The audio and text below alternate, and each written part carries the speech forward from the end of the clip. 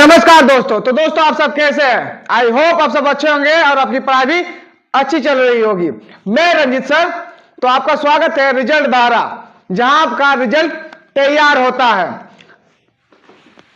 तो दोस्तों इससे पहले वाला आपने क्लास का वीडियो देखे होंगे। आई होप आपको समझ में आ गया होगा दोस्तों। तो आज हम लोग पढ़ेंगे, आज का चैप्टर है कचरा संग्रहण और निपटान। तो इस चैप्टर से आपके लिए कितना क्वेश्चन बनता है, ये सारे क्वेश्चन हम लाए हैं और सारे क्वेश्चन एमसीक्यू के माध्यम से हैं। तो दोस्तों ये सारे जो है बहुत ही एग्जाम में पूछे गए, इंपॉर्टेंट है और एग्जाम में बहुत बार पूछे गए सवाल सब है। तो दोस्तों कचरा संग्रहण और निपटान, कचरा क्या करते हैं, जैसे कचरा हमारे कहां से बनते हैं? जब हम लोग बाजार से कुछ सामान खरीद के लाते हैं, जैसे आलू टमाटर जैसे सामान सब खरीद के लाते हैं, तो हम आलू को क्या करते हैं, पहले उनका छिलका को हटाते हैं, उनके बाद उस आलू की सब्जी बनाया जाता है।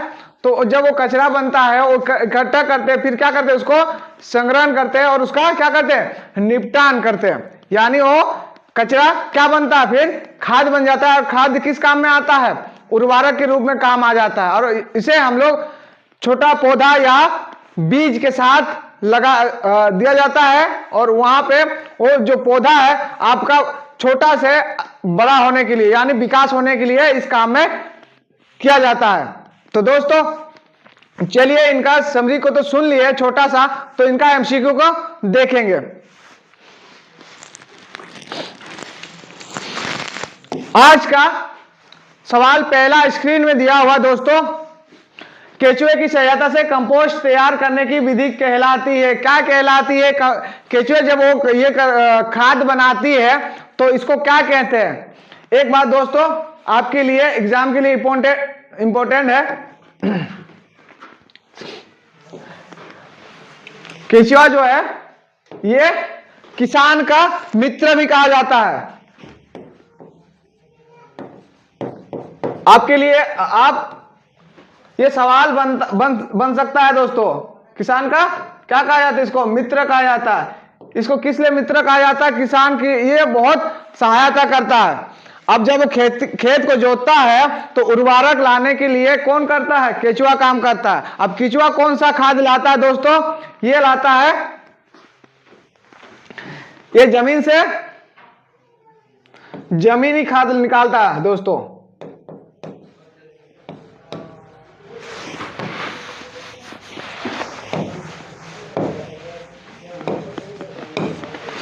तो जमीनी खाद किसको कहा जाता है? इसको कहा जाता है कृमि खाद, जो जमीन क्या करता है, नीचे का भाग का मिट्टी को क्या करता है, केचुआ ऊपर निकालता है। फिर इस तरीके से हर बार ये दोहराता रहता है। ये क्या हो जाता है, तब ये मिट्टी क्या बन जाता है, खाद का, बिना खाद के मतलब काम में वो बन जाता है। तो ये क्या हो जाता है दोस्तों, कृमि खाद हो जाता है। आई होप दोस्तों ये क्वेश्चन में समझ में आ गया दोस्तों। तो हम लोग दोस्तों नेक्स्ट क्वेश्चन की तरफ बढ़ते हैं। ये रहा आपके स्क्रीन में दूसरा सवाल। यदि आप रसोई के कचरे को गड्ढे में डालते हैं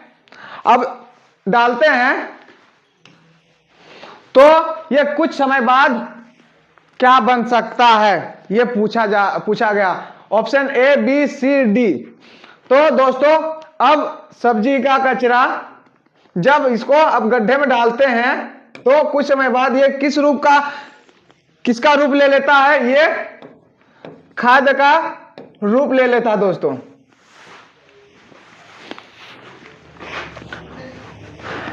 खाद में परिवर्तित, वर्मी कंपोस्ट में परिवर्तित, ऐसे ही रहेगा, अपने सूखे रूप में हमेशा के लिए रहते हैं। तो ये क्या तैयार होता है दोस्तों, किसका तैयार होता है?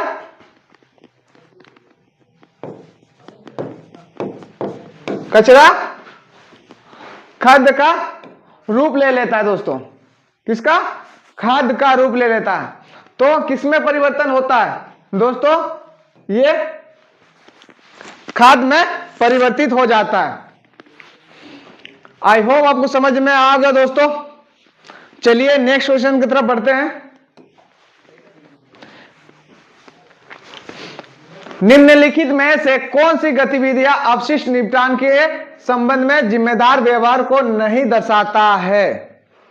कौन सा संबंध जिम्मेदार व्यवहार को नहीं दिखा रहा है इनमें से?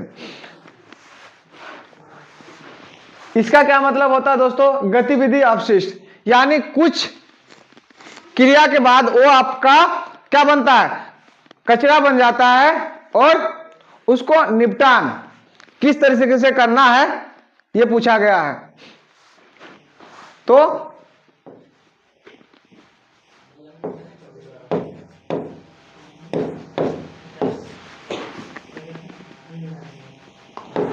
कचरा से क्या बनता है? खाद बनता है। अब खाद उसका क्या करना है? निपटान करना है दोस्तों।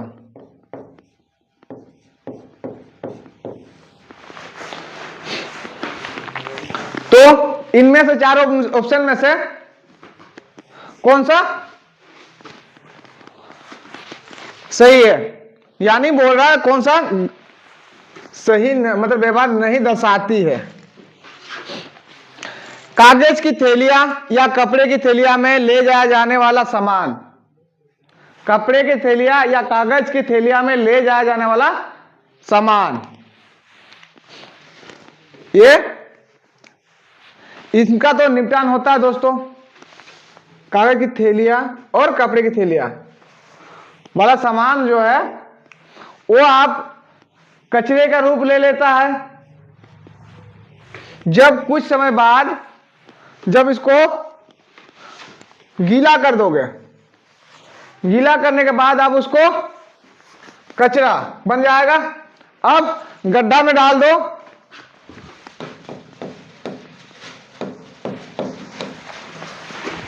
तो ये क्या बन जाएगा? खाद बन जाएगा। अब कब तो सही दर्शा रहा है। कूड़ा निस्तारण के लिए पॉलीथीन थैलियों में एकत्रित किया जाता है। अब उसका निपटान के लिए क्या किया जा रहा है? एक प्लास्टिक की थैली है, उसमें निपटान किया जा रहा है। एक बात दोस्तों याद रखिएगा, प्लास्टिक एक ऐसा चीज है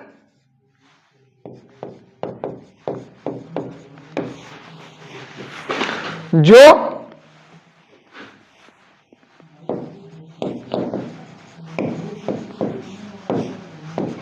कभी निष्क्रिय नहीं होता है, निष्क्रिय या फिर ये खाद नहीं बनता है।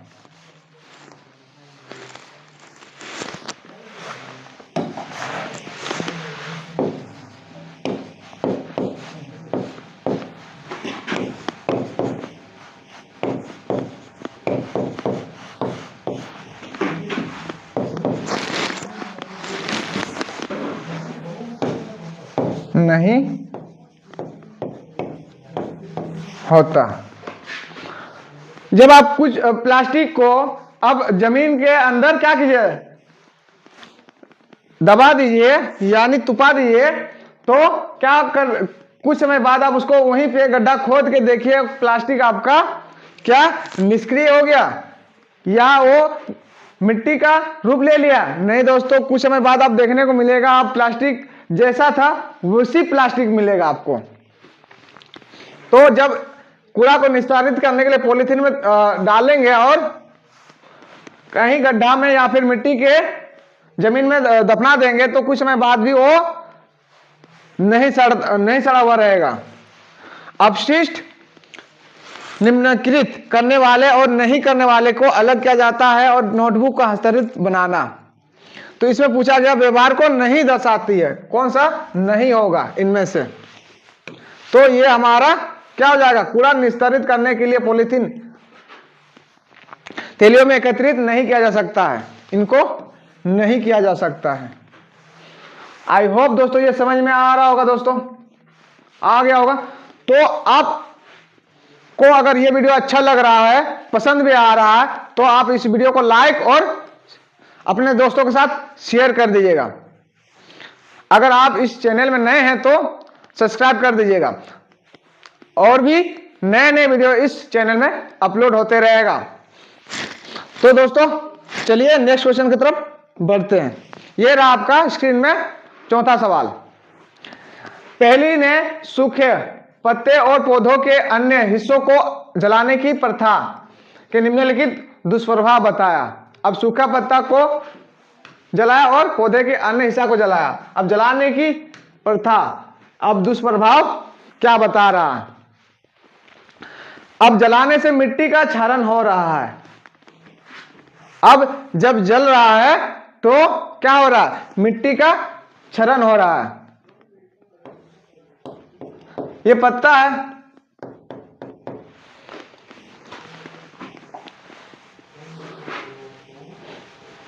यहां पे ये मिट्टी है ना। जब इसको जलाओगे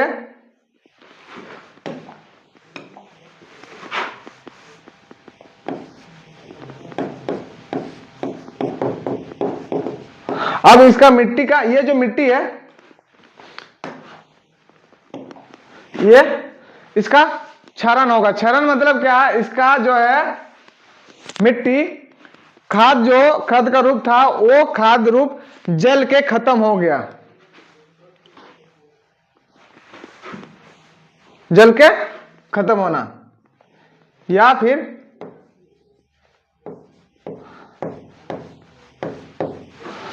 खाद समाप्त होना।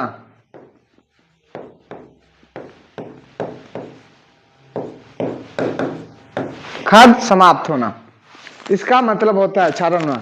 जब जलाओगे तो ये खत्म हो जाएगा।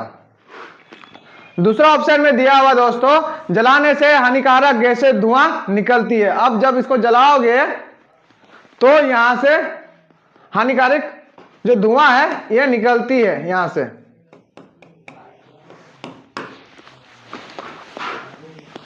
तीसरा ऑप्शन में कम लागत पर खाद प्राप्त करने के लिए कीमती कच्चा माल खो जाता है। अब कोई भी कम कीमत पे इस जगह पे उगाएंगे तो वो हमारे कच्चा माल जो है निकालने के लिए क्षमता खो जाएगी।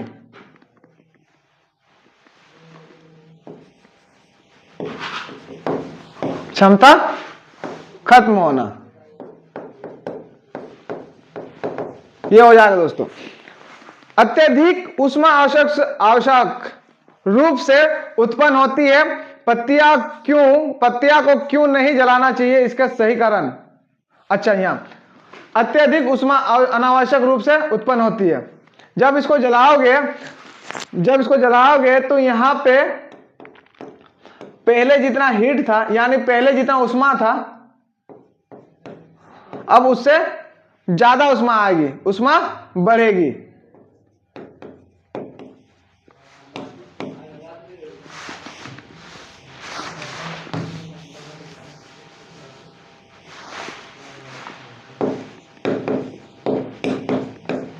अब बढ़ेगी ऊष्मा। ये सारी चीज, ये घटना को देखने को मिलेगा। तो इसमें से पूछा जा रहा है दुष्प्रभाव, परिणाम क्या देखने को मिलेगा।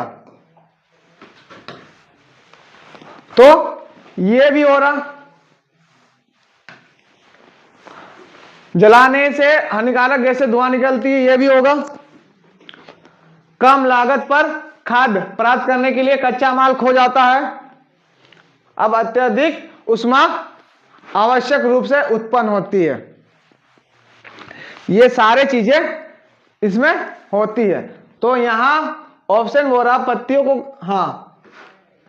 अब नीचे जो है इन ऑप्शन में से कौन सा ऑप्शन करेक्ट है। पहला सही है, दूसरा भी सही है, तीसरा भी, पहला सही है, दूसरा भी सही है, तीसरा भी सही है और चौथा भी सही है, यानी चारों के चारों सही है। तो किसमें, पहला, दूसरा, तीसरा, ऑप्शन बी में है दोस्तों। दिख रहा यहां पे। आई होप दोस्तों ये समझ में आ गया होगा। चलिए तो हम नेक्स्ट क्वेश्चन की तरफ बढ़ते हैं। ये रहा स्क्रीन में 5वां सवाल। कचरा संग्रह नीचे दिए गए कचरे को क्रमशः लाल, हरे, नीले ये सारे को कंटेनर में लैंडफिल, कंपोस्टिंग पिट और रिसाइकलिंग इकाई में स्थानांतरित करने के लिए अलग अलग करता है। अब लाल वाला, हरे वाला और नीले वाला को कंटेनर में लैंडफिल, कंपोस्टिंग और रिसाइकलिंग इकाई में स्थानांतरित करने के लिए अलग अलग करता है वस्तुएं।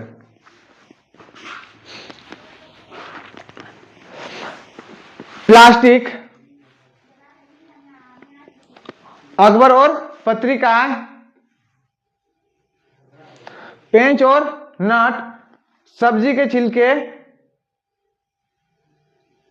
और मेटल चिप्स और अंडे के छिलके कौन सी वस्तुएं की डस्टबिन में स्थानांतरित की गई थी? अब कौन कौन सी वस्तु स्थानांतरित कर दिया गया है?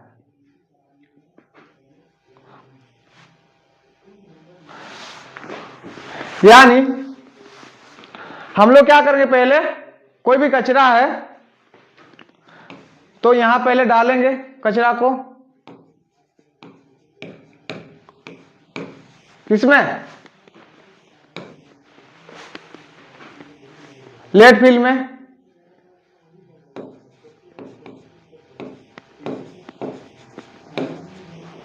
फिर क्या करेंगे? कंपोस्टिंग करेंगे।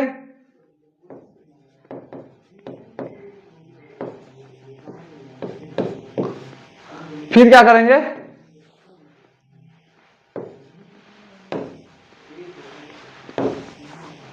क्या करेंगे? रिसाइकलिंग करेंगे।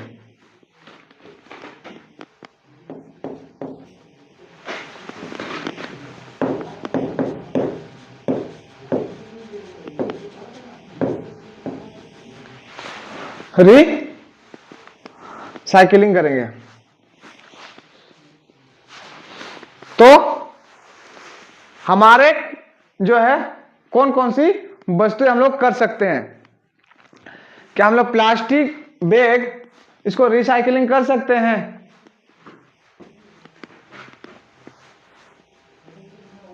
अच्छा दोस्तों, हाँ,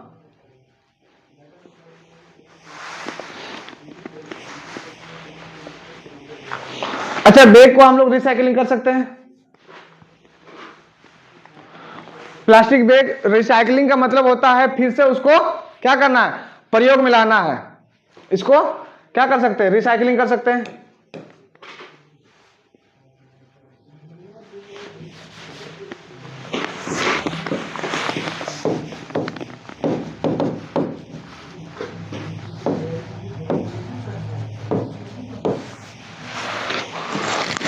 अखबार और पत्रिकाएं, अखबार और पत्रिका क्या कर सकते हैं हम लोग? कंपोस्ट में कर सकते हैं इसको।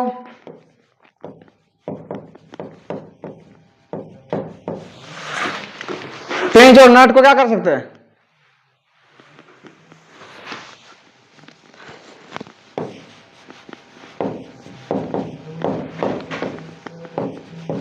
लेट फिल कर सकते हैं। अब इसको इसको क्या कर सकते हैं? सब्जी के छिलके कंपोस्ट कर सकते हैं। मेटल चिप्स इसको लेट फिल कर सकते हैं।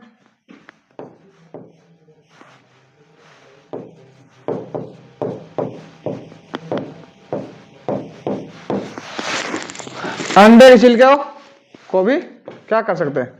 कंपोस्ट कर सकते हैं। ये कौन सी वस्तु किस डस्टबिन में स्थानांतरित की गई थी? अब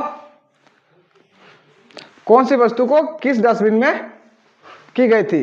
इसके लिए क्या था? इसके लिए रेड था और इसके लिए क्या था? ग्रीन था।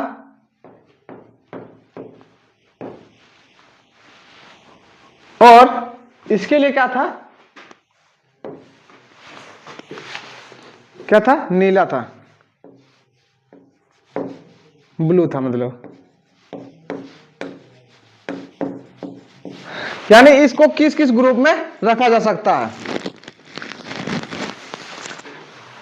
किस किस ग्रुप में रखा जा सकता है। तो ये सारे ग्रुप में आप इसको रख सकते हैं। तो इसका ऑप्शन हमारे जो टाइपिस्ट महोदय है वो इस सब का काम करते रहते हैं, तो वो टाइपिस्ट में उसका छूट गया दोस्तों। तो दोस्तों ये वाला आई होप आपको समझ में आ गया होगा। तो दोस्तों चलिए बढ़ते हैं नेक्स्ट सवाल की तरफ। ये अच्छा यहां पे है उनका ऑप्शन जो है इसका यहां पे दिया हुआ है, तो किसको किसको हम लोग कर सकते हैं। तो देखिए दोस्तों कहां पे, प्लास्टिक बैग रिसाइकिल में है, कहां चल गया,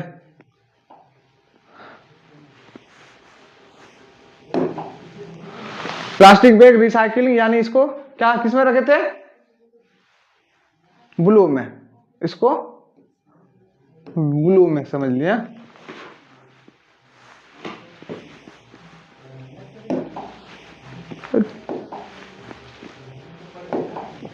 ब्लू में कहां पे, एक ब्लू है,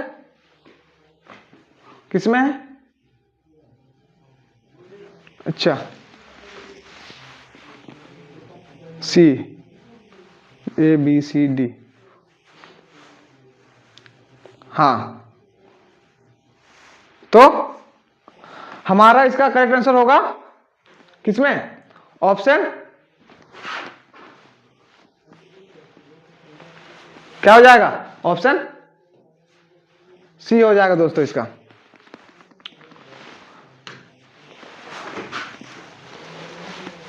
आई होप दोस्तों ये समझ में आ गया दोस्तों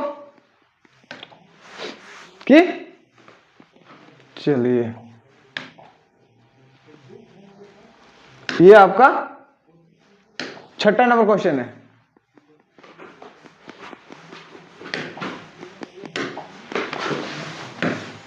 हाँ, रसोई के कचरे को खाद्य में बदलने के लिए आवश्यक कदम नीचे एक अव्यवस्थित रूप में दिए गए हैं। यानी अव्यवस्थित यानी जो ढंग है सही ढंग से नहीं रखा गया है, तो इनमें से कौन सा सही है, मतलब हाँ ढंग से अव्यवस्थित है। तो इसको क्या कचरे को गड्ढे में डालें, गड्ढे के तल को रेत से ढक दे, या फिर गड्ढे को बोरी या घास से ढक दे, या फिर कीड़े डालें।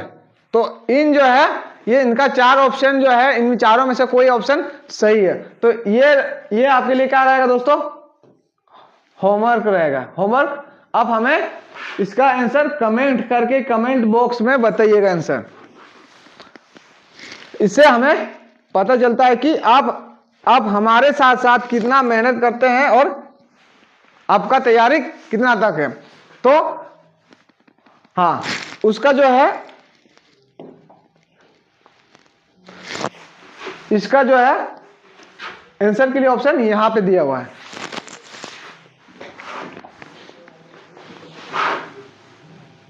छठा का है,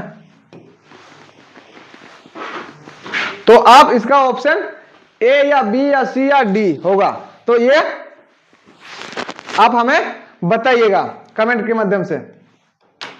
तो आई होप आपको ये वीडियो पूरी तरह समझ में आ गया होगा इस चैप्टर का। तो दोस्तों आपको कैसा लगा, आई होप आपको ये वीडियो अच्छा लगा और पसंद भी आ गया होगा दोस्तों।